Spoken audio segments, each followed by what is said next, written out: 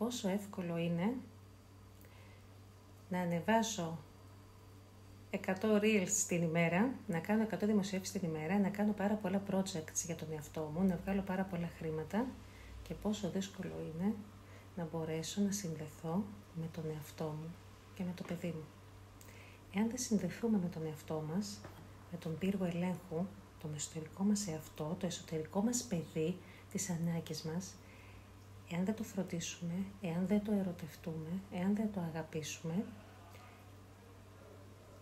δεν θα μπορέσουμε να κάνουμε σύνδεση με κάποιον έξω από μας. Οι συνδέσεις θα είναι τραυματικές, θα είναι προβληματικές, θα είναι δυσλειτουργικές και στο τέλος θα στραφούμε ενάντια στην σύνδεση. Θα απογοητευτούμε, θα προδοθούμε. Γιατί πρώτα δεν εστιάσαμε στον εαυτό μας.